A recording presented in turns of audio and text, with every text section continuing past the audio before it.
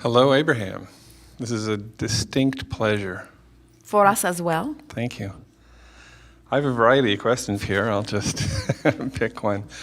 I recognize that I felt like an outsider in my family most of my life.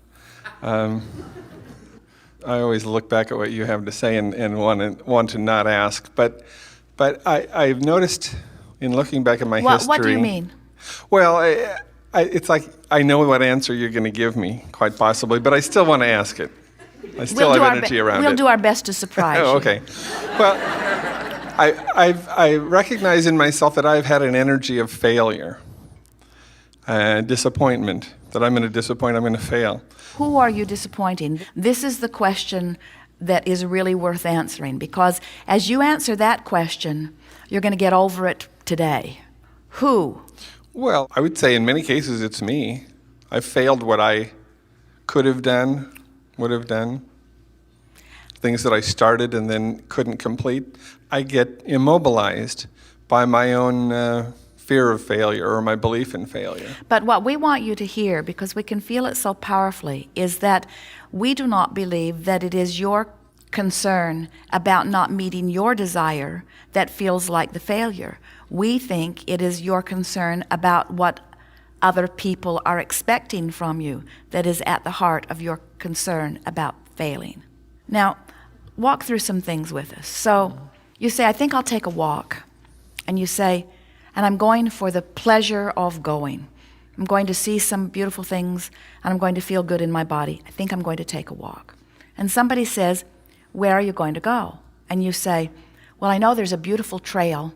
It goes up into the mountains. It is a walking trail that has been defined by others. I think I will go there. So you start off to go there with the intent of having a wonderful time and feeling good in your body. And then you get an impulse that is different than your original targeted trail. And so you don't follow your first intention to go to that original targeted trail, even though you were going to meet somebody there, let's say, just to make the argument even better. Instead, your impulse to go somewhere else overtakes you in such a powerful way that you don't go to the planned trail, you go someplace else that you have not been before, and you discover things that you didn't even know were in the area. You see new plants blooming that you didn't know were in the area. You see waterfalls that you did not know were there. And you meet some wonderful person that is so uplifting and nice to be with. And in reality, according to your first intention, you have failed that goal because you did not go where you said you were going to go. You didn't even meet up with who you said you were going to meet up with. But you satisfied some other criteria that we think often you forget to satisfy. And that is, did I do what felt good to me? Did I follow my impulses? Often, when you diverged from the goal that you thought was the goal, you were satisfying some other vibrational intent, you see. That's what we mean when we say there are no wrong paths. And when you are deliberately trying to find what feels good, you may find yourselves on all kinds of different paths than what you thought you were intending. In physical terms, you all say something that we like very much. You say, be careful what you wish for because you might get it. Or you say, be careful what you think about because you might get it.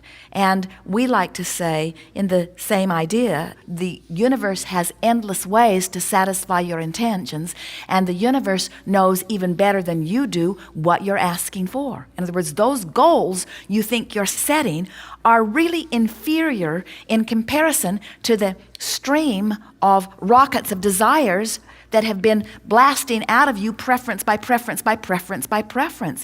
You do not have to sit down and write out a goal statement in order for the universe to know who you are and what you're reaching for. When someone is rude to you, you launch an intention that you'd like to meet nicer people. If you are unkind to someone, you launch intentions that you would like to be more of an uplifter to others. When you are confused, you launch intentions to be clearer. When you don't feel good, you launch intentions to feel better. When you worry about age you launch intentions to know your eternal youthfulness. In other words, you're constantly launching these intentions, and every one of them is valid, and every one of them is encoded with your vibration, and every one of them is held in vibrational escrow, and every one of them is calling you, calling you, calling you. And sometimes what you call diverging from your goal or from your path is at another level going towards something that is calling even stronger, you see. Oh, that was so good. That's why we want you to get in touch with who you are and start reaching for what feels better. Because in the majority of cases, when you say, I'm a failure in that I did not meet my goal, we say, there were goals that you didn't even know you set that were calling you in a stronger fashion. And we would say that you are an abject success. Yes. Hear that and know that. And never again use somebody else's standards. Now, it's something else altogether if you're saying to us, I feel a lot of pain and I don't feel much joy these days. We don't think that's the case. But we want you to realize that connection to source energy doesn't always feel like bouncing off the wall enthusiasm. In fact, sometimes that bouncing off the wall enthusiasm is wanting something you don't quite believe, and that edgy feeling is not the alignment that you really think that it is. Being connected to source energy feels like, oh, that's interesting. Let us say it in another way. Being on your path, being inspired from within, being called from your future self that you have set into motion, that's out there pulsing, waiting for you in vibrational escrow in combination with your inner being and source and God or whatever you want to call it. All of that summoning feels like, oh, that's interesting, or, oh, maybe I might like to do some of that. Some of that procrastination you feel is even calling of source. Did you hear that? In other words, so often you say, well, I intended to go here, but I couldn't make myself go there. Why not? Because I felt like going over there.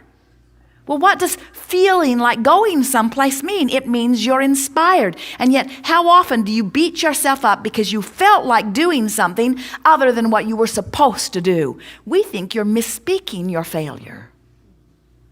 Don't you? Yes. Yes. I see what you're saying.